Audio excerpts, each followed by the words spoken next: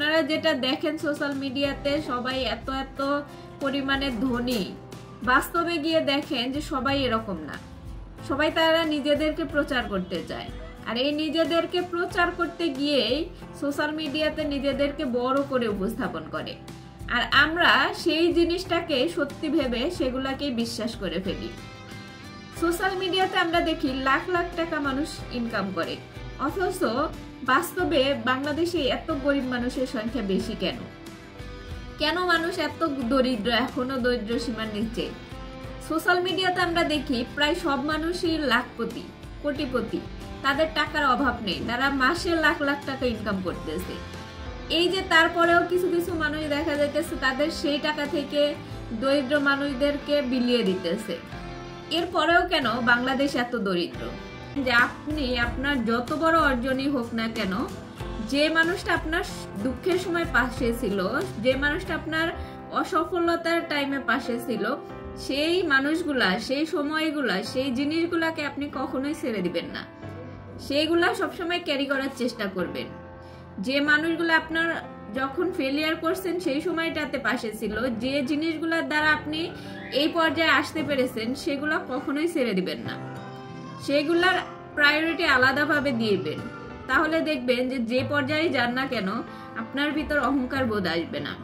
আপনি সেই মাটির মানুষ মাটিতেই থাকবেন।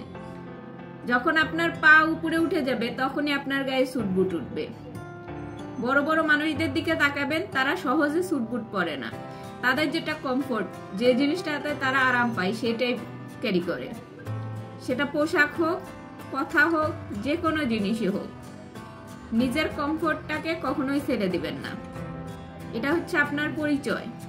প্রথমত, আপনার লাইফ যদি আপনি চেঞ্জ করতে চান, তাহলে আপনাকে আগে আপনার যে ঘুমের নীতিটা আছে এটা চেঞ্জ করতে হবে। রাতভর মোবাইল স্ক্রল করে, সারাদিন ঘুমায়, দিনের অর্ধেক ঘুমের মধ্যে যায়। আপনি যখন দিনটাকে বাঁচাতে পারবেন তখন আপনার লাইফটা এমনিতেই চেঞ্জ হবে। কারণ আমরা দিনের বেশিরভাগ সময় যদি ঘুমে থাকি তাহলে আমাদের কাজের সম্পূর্ণটা এলোমেলো হয়ে যায়। আপনি যখন যেদিন একদিন আপনি নিয়ম করে সকালবেলা উঠেন, দেখবেন যে আপনার সারাটা দিন কত একটা বড় একটা দিন যায়। আপনার কাছে মনে হবে আজকের দিনটা কত বড়, শেষ হইতেছে না, এরকম একটা ফিল আসবে আপনার মধ্যে। আর এটাই হচ্ছে পজিটিভ দিক। যদি আপনার কাছে ফিল হয় যে আজকের দিনটা কত বড়, আজকে তাড়াতাড়ি ঘুম থেকে উঠতে পারছি মানে আজকের দিনটা যাইতেছে না, এটাই হচ্ছে আপনার কাছে বেস্ট অপশন। যে আপনার দিনটা যখন আপনার কাছে বড় মনে হবে তাহলে আপনি ওই দিনটাতে অনেক কাজ করতে পারবেন। এই যে প্রবাসীরা এত কষ্ট করে টাকা ইনকাম করে দেশে পাঠায়, আর দেশের মানুষ মনে করে যে বিদেশ মানেই টাকা, বিদেশ মানেই প্রচুর টাকা ইনকাম করতেছে, তার থেকে কিছু টাকা আমাদের দিতেছে। কিন্তু আসলে না, প্রবাসে যারা থাকে তারা বেশিরভাগ ক্ষেত্রে হয় সব টাকা বাংলাদেশে পাঠিয়ে দেয়, ফ্যামিলির কাছে পাঠিয়ে দেয়। বেশিরভাগ ফ্যামিলি এরকম যে সেই টাকা তারা যে প্রবাস থেকে ইনকাম করে দিতেছে তার জন্য না রেখে নিজের ফ্যামিলিতে খরচ করে শেষ করে দেয়।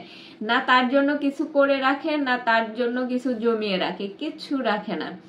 দিন শেষে একজন প্রবাসী 5 বছর, 10 বছর, 20 বছর পর্যন্ত প্রবাসী ইনকাম করে দেখা যায় যে সে যখন 20 বছর পরে বাড়িতে আসে তখন তার কিছুই থাকে না। এটুকুও থাকে, সে যখন হিসাব মিলাতে যায় যে সে আসলে 20 বছরে কি করছে, তখন দেখা যায় যে তার এই টাকা আসলে কিছুই না।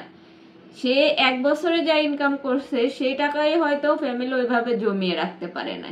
অনেক প্রবাসী আছে যারা ওই দেশে মৃত্যুবরণ করে, কিন্তু এই লাশটা পর্যন্ত আনার মতো ব্যবস্থা থাকে না।